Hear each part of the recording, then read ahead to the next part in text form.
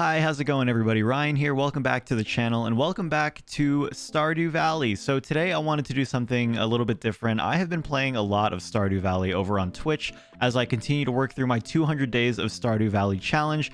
And every day that I've been streaming thus far, I inevitably get a question as to, do you have any tips for beginners? I'm kind of confused as to how to start this game. Where do I even begin? And that's a fair question. Stardew Valley there's a lot to unpack with this game. There's so many different things that you can uncover, and even after 2 to 3 years of in-game time, you may not even discover everything. But in today's video, what I wanted to do was I wanted to make a video kind of showing what the first few days of Stardew Valley looks like for me.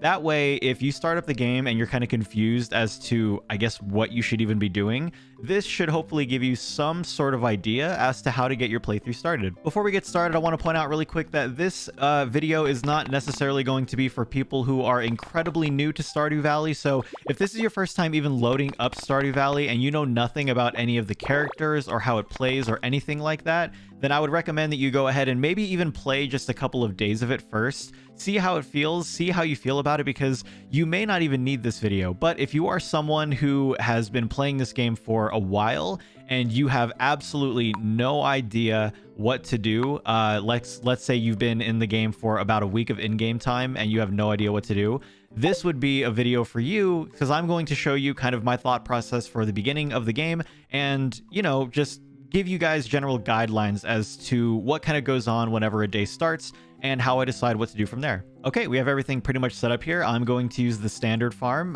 All these other farms you can kind of experience on your own. I'm not going to go into them all too much, but let's go ahead and get into the farm and get to it. All right, and here we go. The beginning of every new Stardew Valley playthrough sees you waking up inside of your home. We're just going to go over here and pick up our Parsnip Seeds. So before we get planted on this, I want to go ahead and talk about some, some things and features about this game that I think are important to keep in mind always. That way, it makes planning your day a lot easier. And it also makes it so that you don't run into this problem of passing out. So if you look in the upper right-hand corner, you will see that the time is paused. First of all, every time you open up your menu like this, time will pause. So this is a good thing to do if you need time to kind of think about what you're doing without having time continuously go. Speaking of time, the way time works in this game is that for every 1 second of in real life time, 1 minute of in-game time passes. So for every 10 seconds that you spend in real life, 1 hour will have passed in game. So that's another easy way to kind of think about where you need to be and how long it's going to take you to get there if it's somewhere that you need to be before a certain time. So if an event starts at a particular time, you know how long it's going to take you to get there, roughly. At least I hope so. So for day one, what I'm going to do here is I'm just going to go ahead and clean out my my farm here. And the reason I'm doing this on day one is pretty straightforward. I'm going to be planting my parsnip seeds as quickly as possible. That way I can start making money as soon as possible. And when it comes to this game, one thing that's really important to understand is that everything that you do is completely up to you. I think the biggest thing with this game that a lot of people find as being a point of frustration is not really being given any direction as to what the heck I'm supposed to do. You're kind of thrown onto this farm and just kind of told like, hey, here's your new farm. Here's what, here's all the tools. Here's what, you just live your life now. So for a lot of people, I know that that's a really big, problem when it comes to playing this game is the no direction. So for me, what I would like to do is I would like to go ahead and start making as much money as possible. Since, money makes the world go around, not only in real life, but also in this game. It's how you buy all the new buildings. It's how you buy a ton of new animals and all the stuff that will just keep inevitably making you more money. So what I'm going to do is I'm going to go ahead and till the soil. Get some parsnips out here and then water them. And then the next part of the day after this would be what do we do now? So I'm just going to water these really quick. All right, so that's all completely watered up. So it's only 9:20 a.m. We have done what is basically the most basic form of money getting that we can get on day one, except not really. So from here, we have a few options. We can either go, I guess, to the store and buy some more seeds with our money. We could go around and try to start introducing ourselves to all the townsfolk for some of our journal quests here, for example. We're already we're already cultivating a parsnip, rather, so there's no reason for us to worry about that one.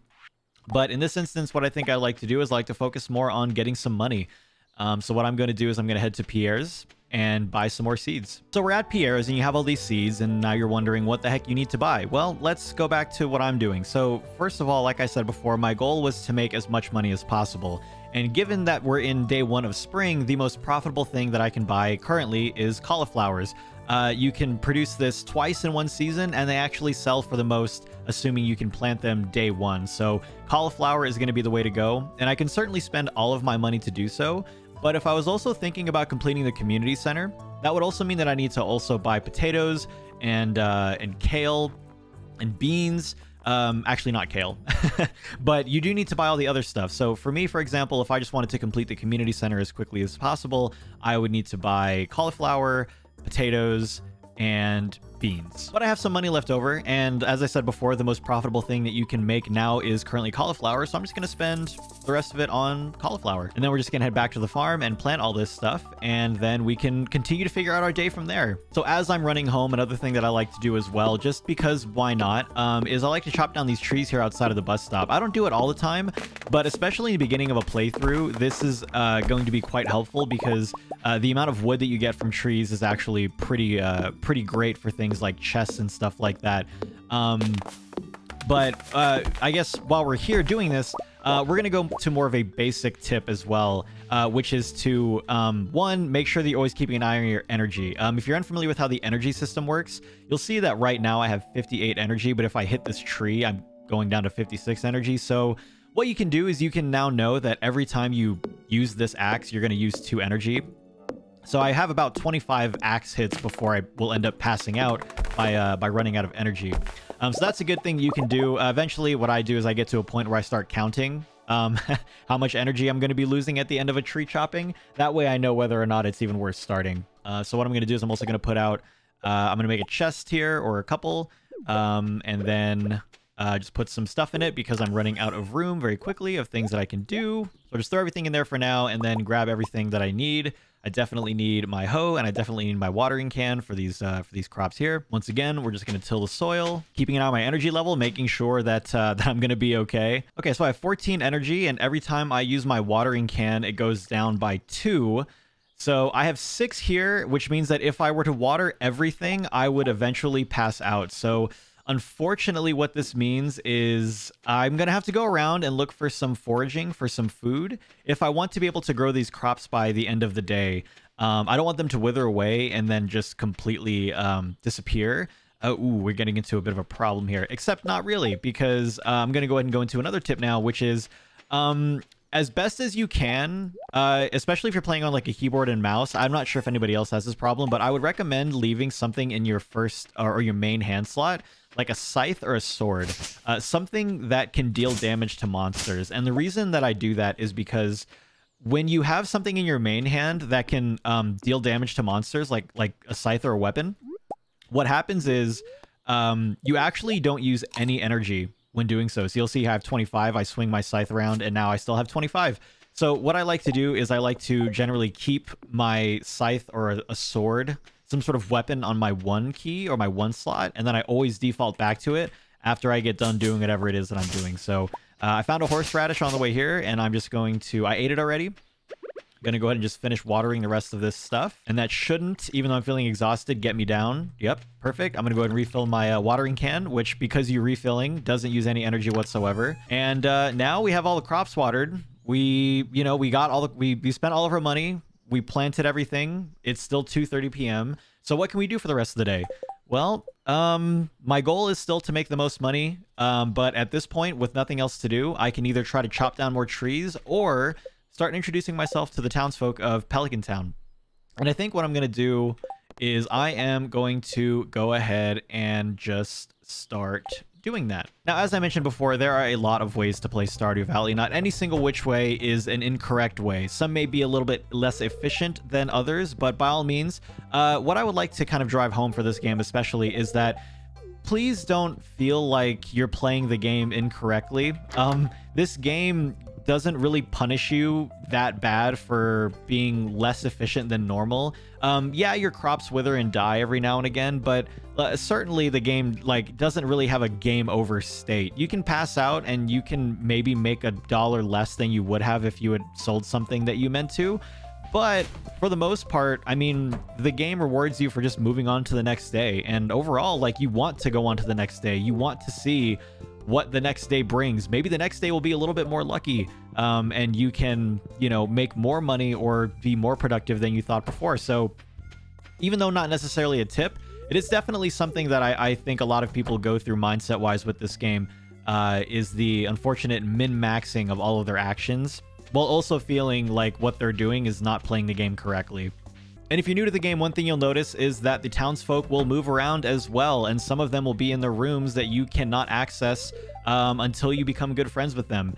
And so if for whatever reason there's absolutely someone that you need to get in contact with, I would highly recommend that you browse the Stardew Valley wiki and see where everyone is at any particular time. You can certainly look, you know, like kind of keep track of that stuff yourself in a journal or what have you, but I just find that bookwork to be maybe a bit too tedious. And, you know, if someone else has already kind of done the work for me, especially an entire Wikipedia page for this game, then I'm just going to go ahead and use that. As I'm going around and saying hello to all the townsfolk, I want to go ahead and mention the beach here. So the beach is a really good way to get just a little bit extra money, and this is actually going to be something I'm going to talk about later, especially if you have good luck on that day. Luck is a feature in this game that can affect a lot of different things, such as the spawn rate of various things like monsters or loot.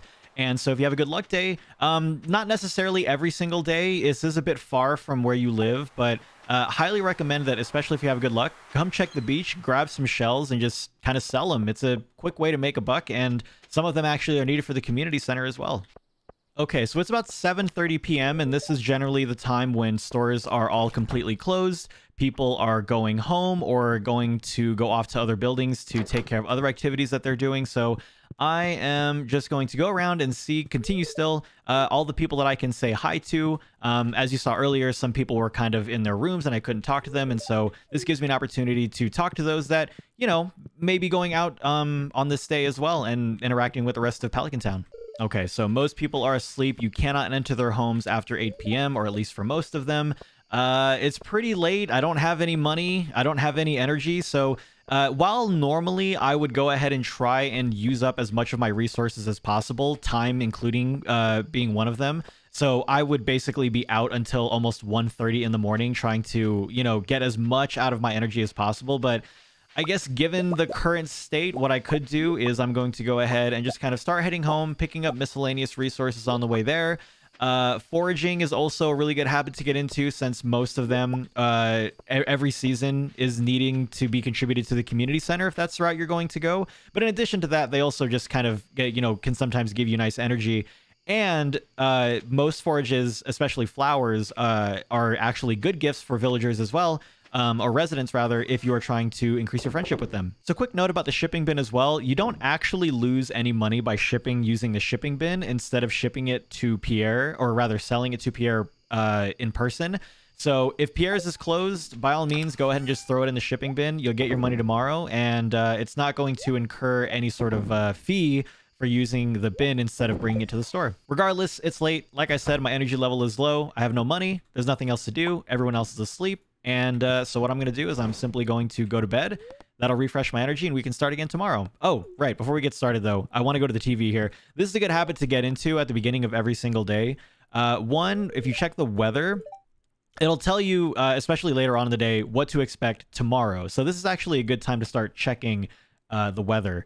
So that way you can plan out what to do. So for example, because it's sunny tomorrow, I'm going to plan for me to not have a lot of energy because I'm going to be watering my crops primarily. And also the mine still isn't even open, so it doesn't even really matter.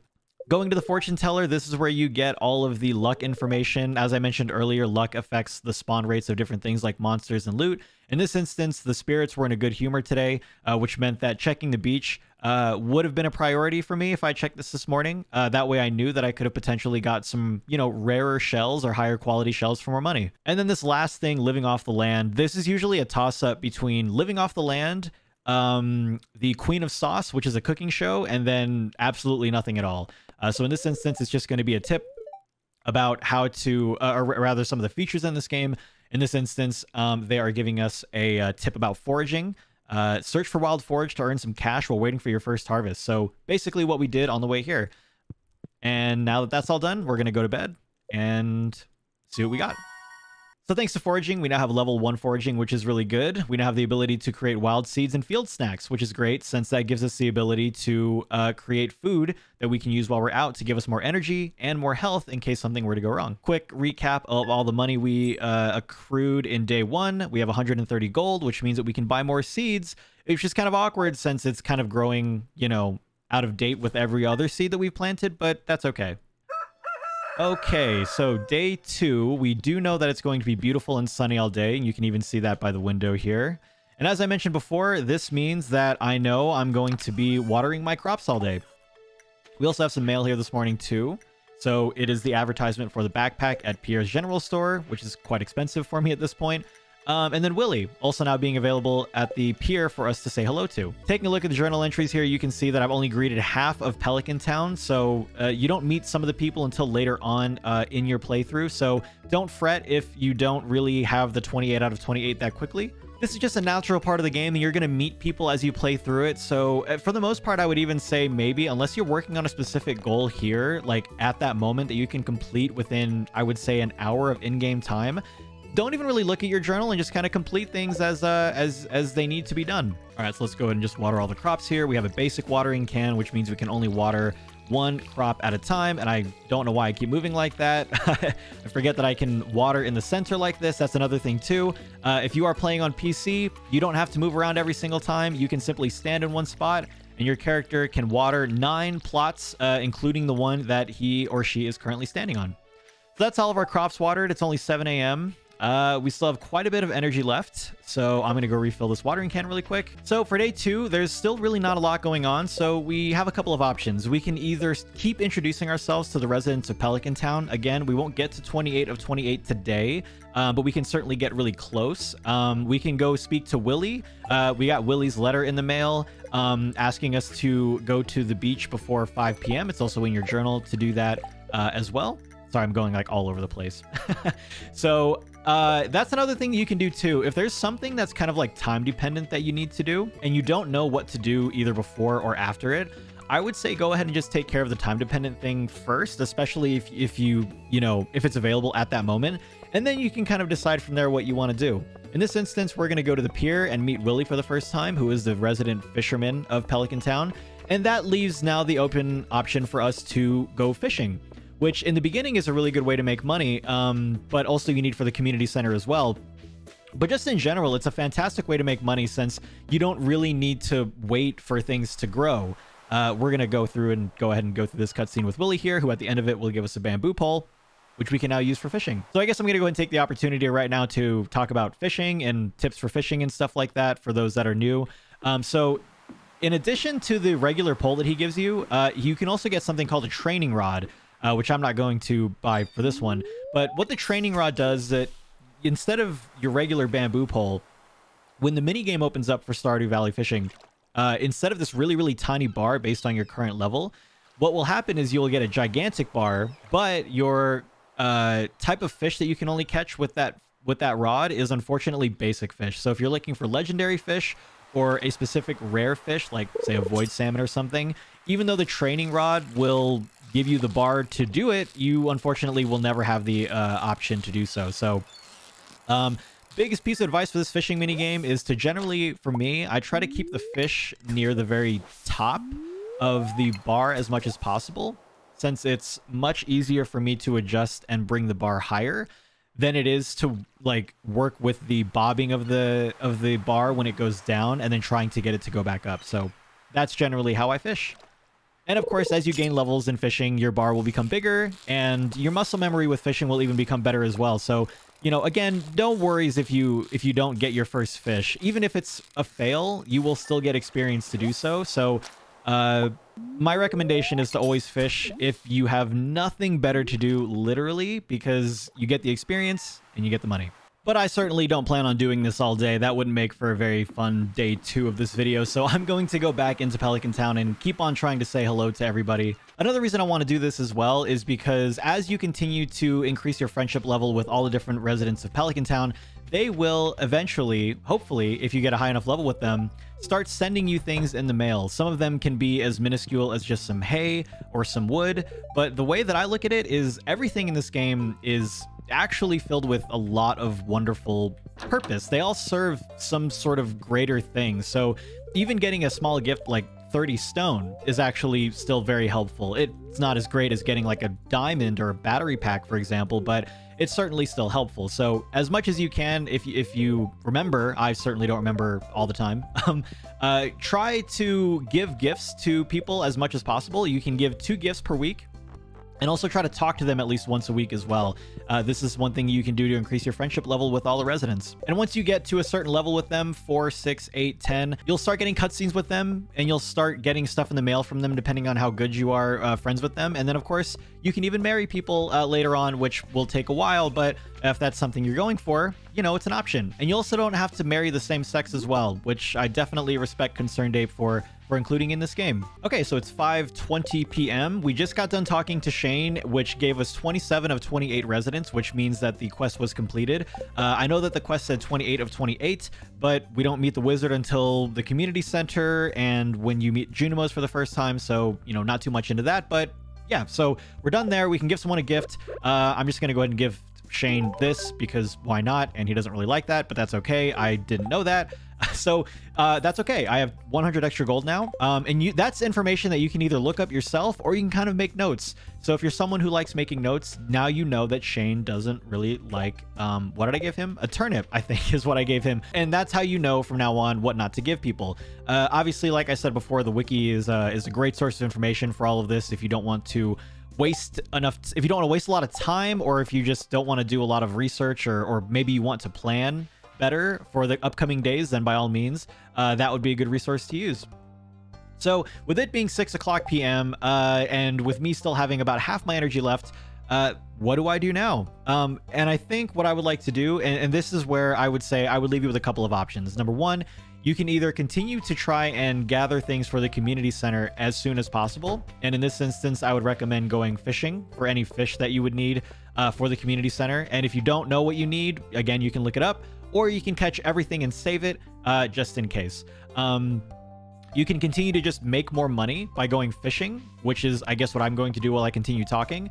You can clear out your farm again. You have a lot of energy. Go back home, get some tools, and then just start clearing out the trees, the stone, all of the fiber and the grass. Although I will say that before you get barn animals, try not to clear out your grass immediately. The grass can be turned into hay, which can then be given to animals during the winter time, which, you know, is not that bad considering the fact that you can simply just buy grass from, well, not grass necessarily. You can buy hay from Marnie.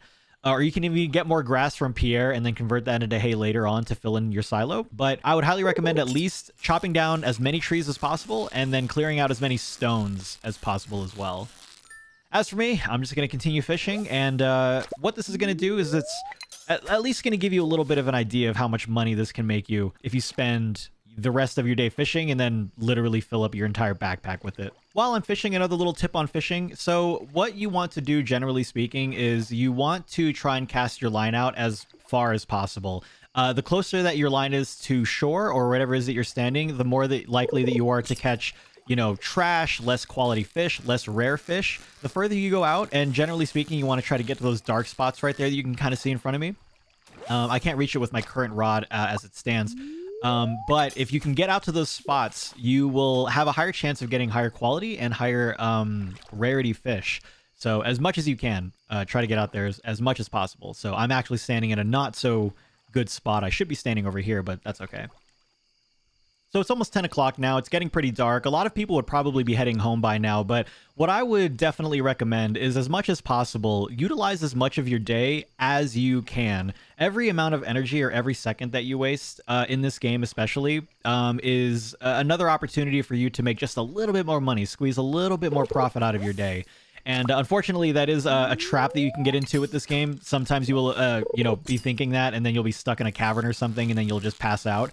But yeah, certainly, I know that the time creeping up for most people can be a bit of an anxiety inducer, but you know, really, I would say if that's not something you can kind of overcome, I would say, then by all means start heading home now. But I'm going to fish either until it gets to about 1 a.m., at which point I should be able to get home in time. It shouldn't take me 60 seconds, or until my energy runs out. You use quite a bit of energy in the very beginning of the game doing almost every little minute action, but also given the fact that it's taking me a while to catch stuff, it looks like it's going to be the end of the day faster than my lack of energy. Also running out of room. All right, I think that is going to be good enough. I caught a very good quality fish here, so I'm just going to get rid of green algae, which is not really going to do anything for me since this fish is going to sell for a lot more. And so it's 12:20. I will be able to make it in time and also sell some of this stuff before the following day hits, so we're going to head home really quick. Looking at the fish that I caught, I know for a fact the bream is part of a bundle, and I think even the sardine is. Don't quote me on that, but what I'm going to do is I'm just going to simply... First, I'm going to sell everything that is of a high quality. Generally speaking, these are going to sell you for more, but in addition to that, because some of these are also given as gifts or as rewards for quests, or rather some items for quests, it doesn't matter what quality you turn in. So you might as well go ahead and sell the higher quality stuff and then use the lower quality stuff for either recipes or for giving gifts. The exception to this rule would be when you produce things or process things like high quality eggs or milk into cheese or mayonnaise, because the produced good, processed good, is going to be determined based on the quality of whatever it is that you put in. In this instance, I'm still trying to make more money, so I'm just going to sell literally everything. I guess even the mixed seeds. I wouldn't recommend that for a new playthrough. Actually, you know what? If I'm going to do this, I'm going to go ahead and show it properly. I still have a little bit of time left, so there's no risk of me, you know, passing out by doing this. So I'm just going to plant these really quick, water them, and then that'll be the day. I know it's really dark outside, but I do my best to try and get as much out of my day as possible. And all of our fishing paid off because now we have level 1 fishing and our fishing rod proficiency has increased. So getting higher quality fish as well as just fishing in general is going to be a lot easier for us. Looking at the sell, we got about 717 gold off of fishing alone. So given the fact that cauliflower was about 80 cents a packet, this, with our current money, should get us about 10 more cauliflower, which will get us a little bit more money. So day 3 of spring is always really interesting in the fact that it always rains. This is always consistent no matter what you do. If we check the weather here, you'll see that it's going to tell us that it's going to be clear and sunny day all day tomorrow. And then if we check the fortune teller today, we can see that the spirits are in a good humor today. So luck is good. So I'm probably going to go... what's my plan for the day? Well, you can see it's raining here. And when it's raining, it means that you don't have to water your crops. So even if you have sprinklers, they won't go off. Not that that really matters. They don't use any water, like in your resources, for example. So with that in mind, rainy days are always really interesting because it means that you have a lot of energy to do almost anything else. I would say that before you get sprinklers, watering your crops takes up the most part of your day, especially if it doesn't plan on raining. You'll see this a lot during the summertime. But I don't have the mine open right now. So what can I do? Well, let's go ahead and head into town and see if anything happens. But if I was to work on my farm without going into town, I think what I would do is I would immediately just start clearing up everything.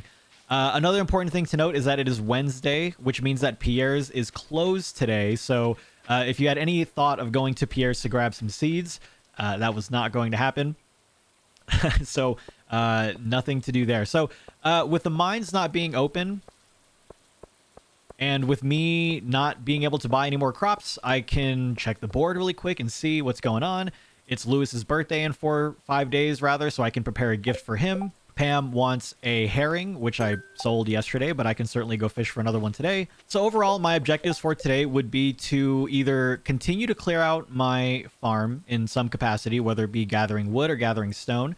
I can either go fishing, or I guess that's pretty much it for day 3. I forget how simplistic day 3 can be, but given the fact that almost everything else is pretty much blocked off for now, I guess the only thing I have to do is wait for a parsnip to be harvested and then go get some more fish for some more money or even for the community center. Otherwise, I think that's pretty much it. There's really not going to be much else to do today.